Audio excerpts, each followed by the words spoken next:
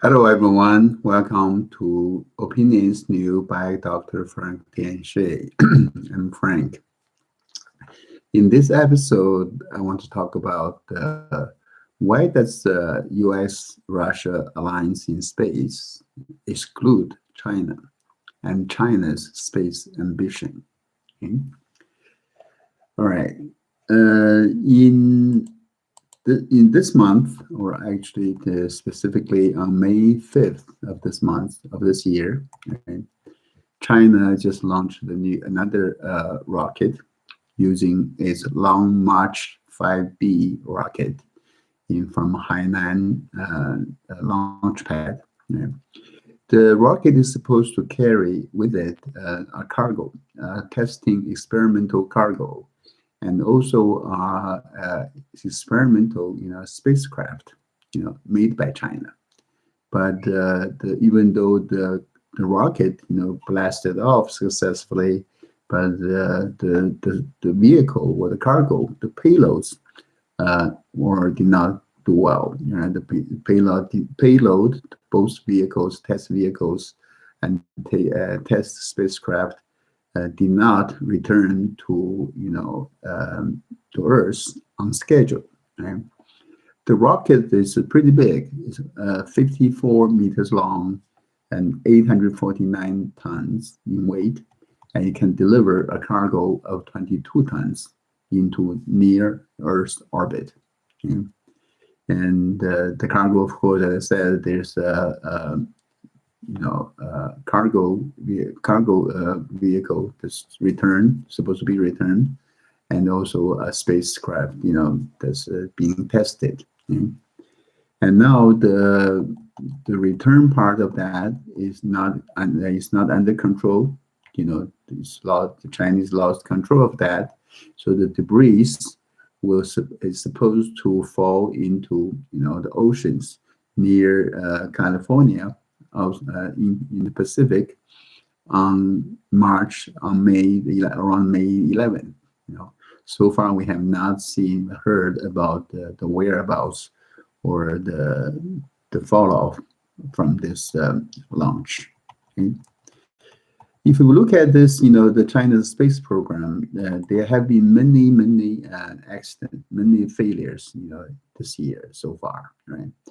On March 16th, also another from Hainan Wenchang Space Center of China, Long March 7 remodeled, Long March 7M modified, rocket took its first, flight, but also the flight, when the rocket went wrong, that was the result in a failure. Right? Again, in April 9th, in Xichang Space Center in Sichuan Province, another rocket, Long March 3, D, another rocket, supposed to carry a satellite into space, and also exploded. So there's three failures, by Long March 3 rocket, and Long March 5, and Long March 7. Right? So it actually shows some fundamental shortcoming of China's space program. Right?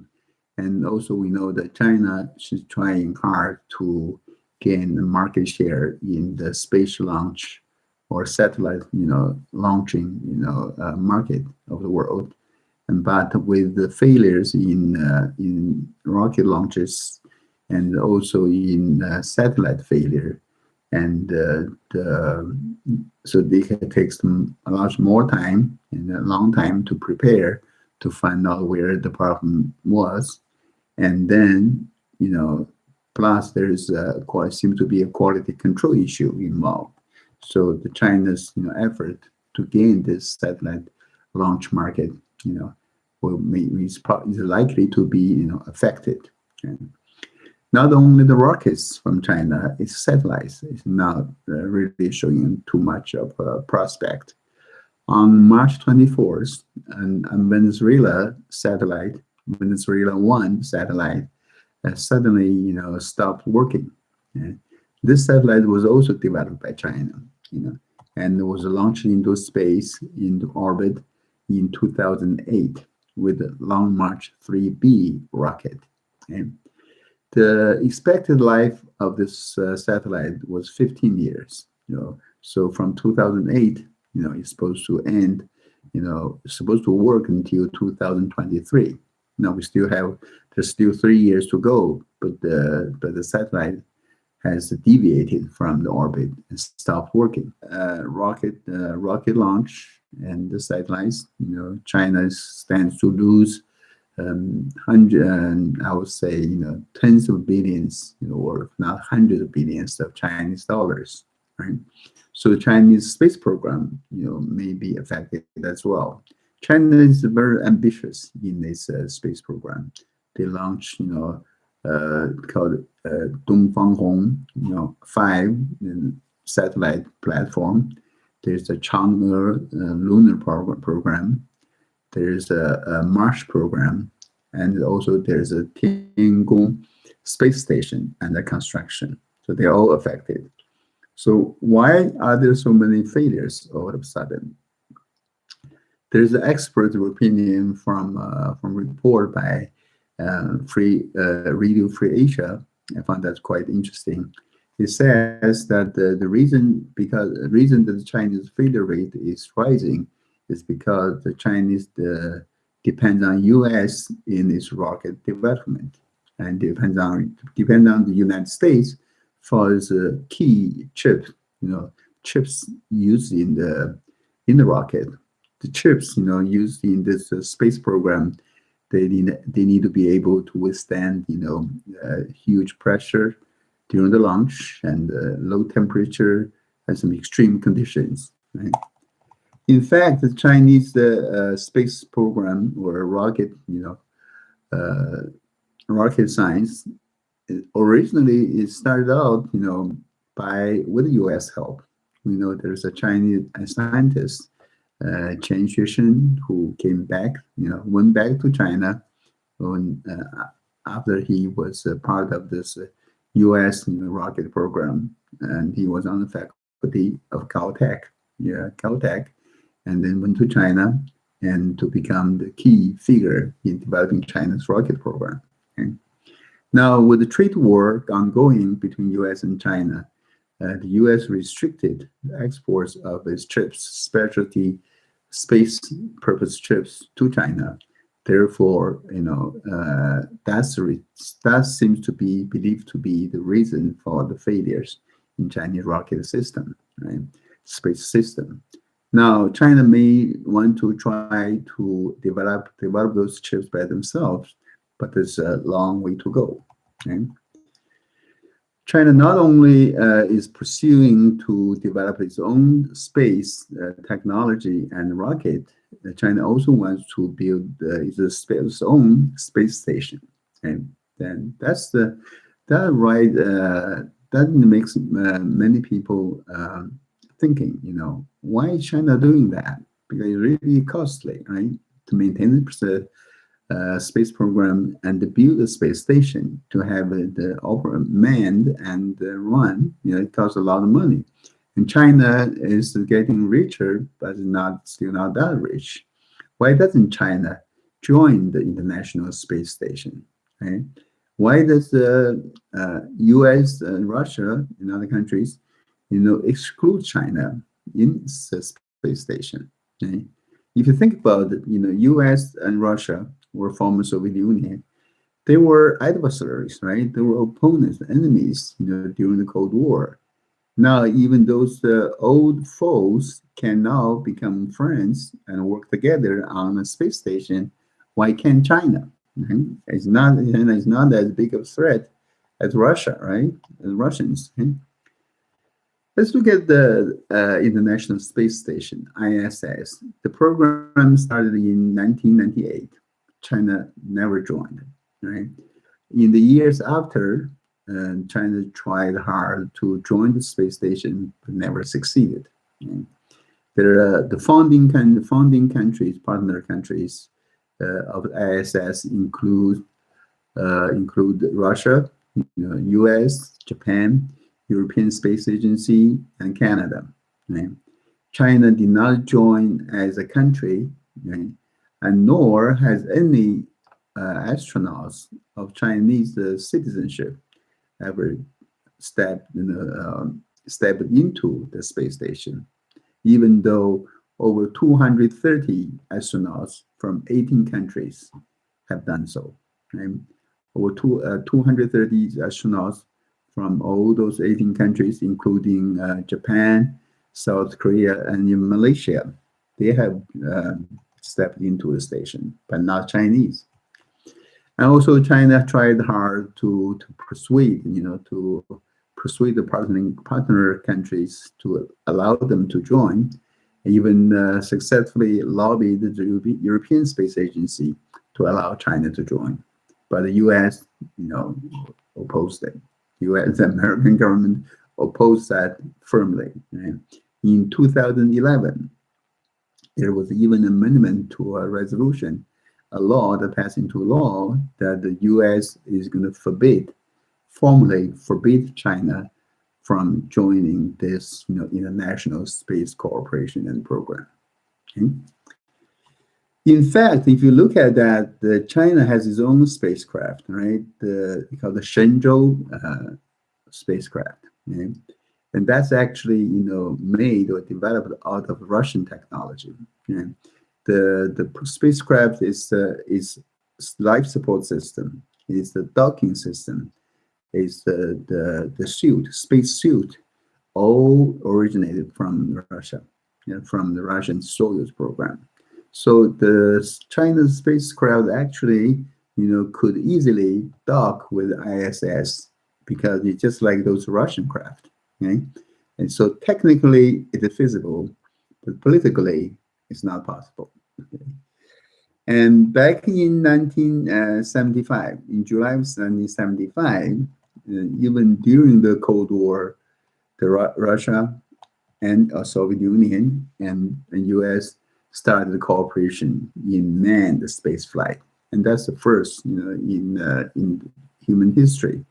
The project then was called the Apollo-Soyuz Test Project, Apollo-Soyuz Test Project, or ASTP. Okay? You think about that, the two countries are really, they astonished the world. They were in Cold War. There was an arms race, right? There was a space race, and then suddenly they started to have a space cooperation. They're making an international joke. Right? So now, what kind of game are they playing, right? And 20 years after the docking of Apollo and Soyuz, the two countries, work together again to build this, space station, ISS, International Space Station, involving more countries, other democracies. Okay? I found that quite interesting. I want to have a story here. I found quite interesting. The Apollo-Soyuz, test project. The original idea for this test project actually was from a movie in 1969, an American movie. In the sci-fi movie, science fiction movie, it described the Russian spacecraft, rescuing American craft in trouble, right? And help Americans. Right? I guess the decision makers of these two countries realized the value or the importance of space cooperation in space rescue. I guess if you have your spacecraft in the space and suddenly it has problem, and you cannot, your astronauts or are in danger, if you cannot send in another craft, a spaceship, maybe not bad idea to have the other guy, have something, having something nearby to come to the rescue, just like in the movie, right? I think that's exactly what was in mind of those decision makers. And now they can set aside the political, opinions, the differences, and start working on humanity and scientific research. So on July 17th of 1975, Apollo and the Soyuz 19 spacecraft and they launched into space from one from Russia, one from America, 7 hours apart, and then in 2 days, after 2 days, on July 17th, they actually docked, connected successfully in space. After a few hours after its docking, so successful docking, the two astronauts from two countries were able to shake hands in space. That's pretty amazing. Yeah. And the handshaking was planned to be over the space, over in space over England, but it turned out to be over France. So that's interesting. That's good. And the two craft actually docked and then separated and docked again, and then relying on the engine of the Soyuz to push the whole thing, just to test its functionality. That was a really good successful cooperation, and the two crafts separated again and went on to carry out its own missions. It seems that if we just look at the pure logic or pure geopolitical reasons, this U.S. really has no reason to cooperate with the USSR, so Soviet Union, because if you have you work with Soviet Union, and then later on working with Russia, you have to reveal, share with a lot of core secrets or technologies with them in space cooperation. Right? And those technologies could easily be converted into military usage. And after all, the U.S. and China, U.S. and Russia, they still are enemies, right, toward each other. I think what I found out through my research is the U.S. government was indeed thinking about that. They were worried that Russia could use those technologies for military purposes. But something happened in the 1980s, Challenger disaster. Right? With the Challenger disaster, that immediately broke the intricate balance between the two countries. Right? For U.S., for Americans, there's still a space station in operation, and then we need the Russian vehicle to take supplies and humans into the space station. Now, U.S. does not have a viable vehicle to do that. The the spacecraft the space shuttle program stopped, and then we have to use Russian Soyuz. Okay, it's kind of interesting. Think about this. The two countries, U.S. and Russia, they each has about over 1,000, nuclear warheads. And they have hundreds or thousands of missiles, long-range missiles, continental, ballistic missiles, ICBMs, and pointing at each other. And there are more, missiles on submarines under the sea, aiming at each other. But still, they're working together, cooperate together on space technology that has everything to do with missile technology. So it's really funny. I found it also interesting. After Soviet Union collapsed, the U.S. government actually bought hundreds, I heard several hundreds of the engines, rocket engines from the former Soviet Union. Right? It seemed to be that what I read about is that those engines are now really advanced, but they're pretty good, pretty reliable. And it's like your old cars. You don't have to have the latest model as long as it runs. You drive, right? So that's the case. What I find is more fascinating is now with the Trump administration, in power, in office, Trump in office, maybe the second term too. There's simply more and more cooperation between U.S. and Russia, even though we have this Russian gate or Russian, spy, Russian influence things ongoing, right? But Russian President Vladimir Putin, actually sent a telegram to U.S. President Trump and British Prime Minister Boris Johnson. sent a telegram to congratulate them on the anniversary of the victory in Europe, just in the beginning of May. Right? And Putin said that it is necessary to initiate, restart the cooperation between countries to solve today's problem. Right? If you think about this, the two countries, U.S. and Russia, they're not only working together on space projects and also exclude China, they also show their interest in working in other areas. Right? And obviously, Putin is trying to send an olive branch upon using this anniversary of World War II as a way to show his friendliness to America, and hoping that under the pandemic, Wuhan pandemic, CCP virus, Washington and Moscow can reestablish some relationship and work together. Okay? And it seemed to me President Trump is not unwilling to pick up this relationship, develop a potential relationship with Russia. But if you think about this, if Russia and U.S. and can build a kind of a new strategic partnership, then who will be their target? Right?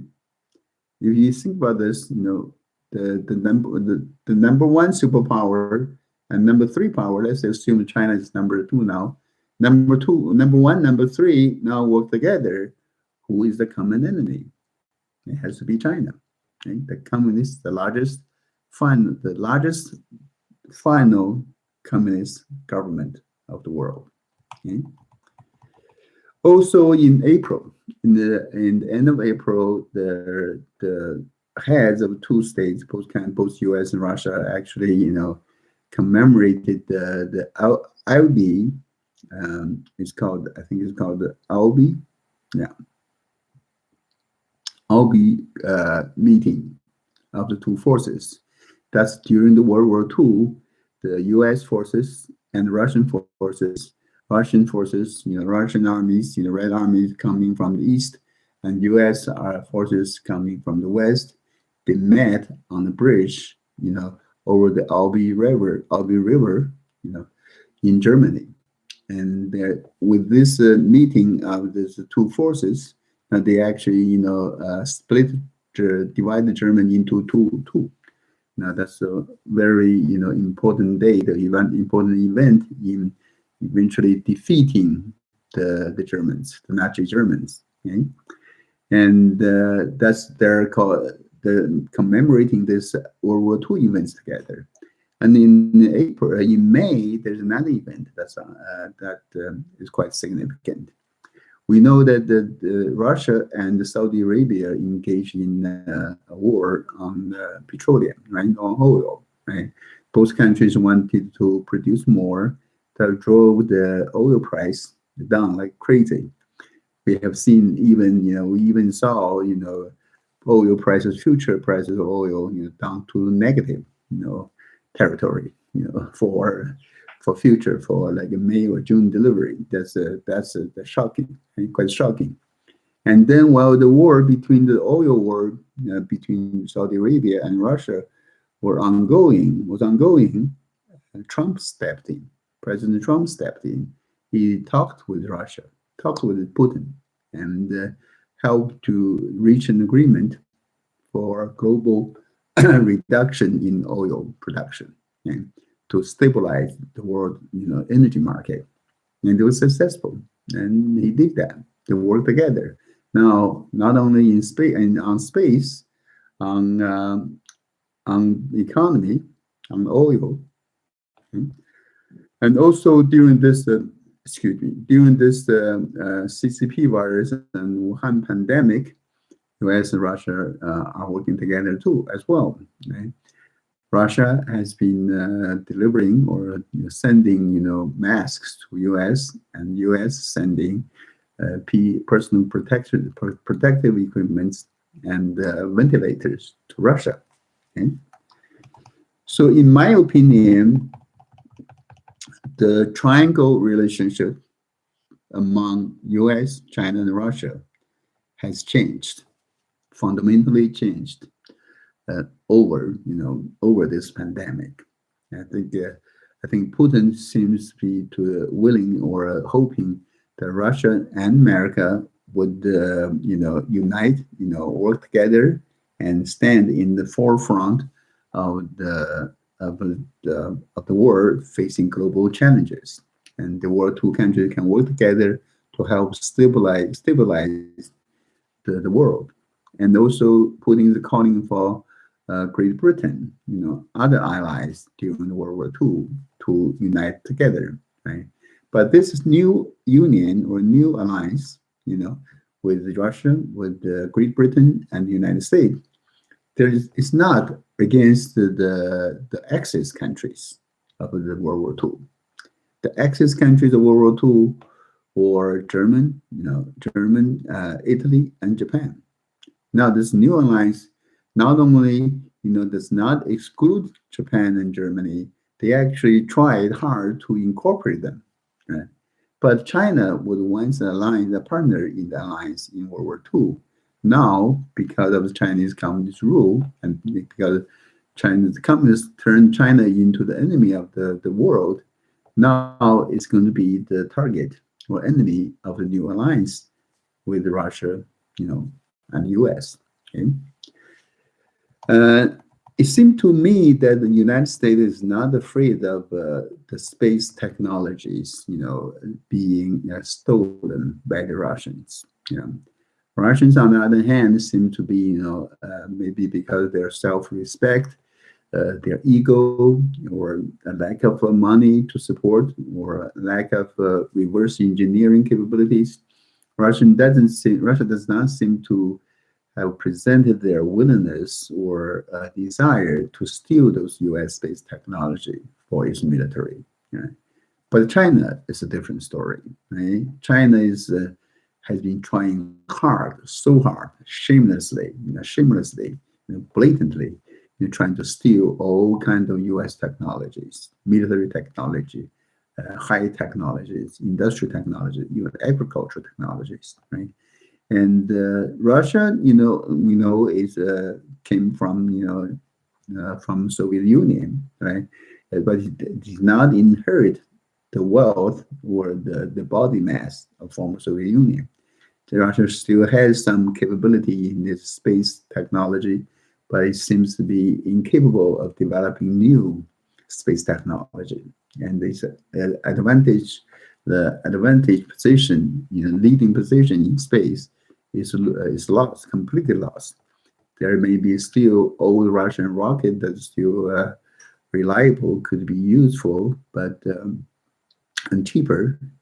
But Russian is not capable of becoming or posting or or in a position to pose any serious threat, to America militarily. Right? And in the future, I think Russians' threat to the Western countries, Western European countries, is getting weaker and weaker. But the Chinese communists, it's a different story now. And that's why Russian-U.S. alliance in space excludes China. China used what they call the state system, of for gathering all the resources from all over all the country to work on some big project for the government. Right? China has more money than Russia, and also China is the biggest benefactor of globalization. For the past 30 years, they really took advantage of America, earned a lot of money in cash and investment and capital. Right? And also Chinese people are pretty smart, smart and hardworking, right? And the Chinese government made use of that, right?